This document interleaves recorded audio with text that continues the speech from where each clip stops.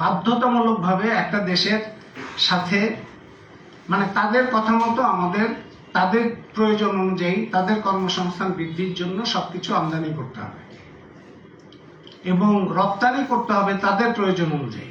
যে যুক্তরাষ্ট্রে আমাদের গার্মেন্টস শিল্প রপ্তানির শুল্ক ছিল সবচাইতে বেশি, শতকরা 16%। স্বল্পোন্নত দেশ হিসেবে আমাদের যে সমস্ত সুবিধা পাওয়ার কথা সেই সমস্ত কোনো সুবিধাই যুক্তরাষ্ট্রের বাজারে আমরা পাইনি। 16% শুল্ক দিতে হতো, $8 বিলিয়ন। এখন সে বলা হচ্ছে যে যদি তাদের কাছ থেকে তুলা আমদানি করা হয় এবং অনেক রকম শর্ত যদি পূরণ করা হয় তাহলে সেটা শূন্য শুল্কে আমরা ঢুকতে পারবো। শূন্য শুল্ক কত? 16% তো আলাদা, বাইরে অন্য যে শুল্ক 19% সেটা হবে না, সেইটা আমরা দিতে পারবো।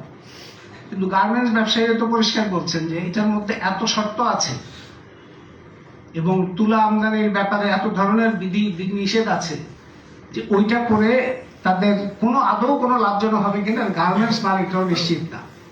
কোনো ধরনের অর্থনৈতিক তৎপরতার সাথে যুক্ত কোনো গোষ্ঠী, কোনো ব্যক্তি, শুধুমাত্র কতিপয় কমিশন এজেন্সির সাথে যারা যুক্ত থাকেন এরকম লোকজন ছাড়া আর কোনো ব্যক্তি, কোনো গোষ্ঠী বাংলাদেশে তারা এটা নিয়ে সন্তুষ্ট না, শুধু না, তারা ভীত, সন্ত্রস্ত। সংসদে যদি এই চুক্তি উপস্থাপন করতে আপনাদের কারো কোনো সমস্যা হয় তাহলে আমরা ডক্টর গোলাম রসুল, ডক্টর মুশাহিদা সুলতানা, ডক্টর মাহমির্জা এবং জ্যোতির্ময় বড়ুয়াকে অনুরোধ করব সংসদে গিয়ে তারা যেন বিষয়গুলো বুঝিয়ে বলেন, সংসদের সদস্যদের সামনে তারা উপস্থিত করেন। আপনাদের যদি প্রয়োজন হয় তারা গিয়ে ব্যাখ্যা করবেন এবং এই ব্যাখ্যা থেকে আপনারা সিদ্ধান্তে আসেন যে আপনারা কি একটা স্বাধীন দেশের নাগরিক, স্বাধীন দেশের জনপ্রতিনিধি, স্বাধীন দেশের একটা রাজনৈতিক দল। যদি তাই হয়ে থাকেন তাহলে এই চুক্তি তো বাতিল করতেই হবে, এই চুক্তির সাথে যারা যুক্ত তাদেরকেও শাস্তির আওতায় আনতে হবে।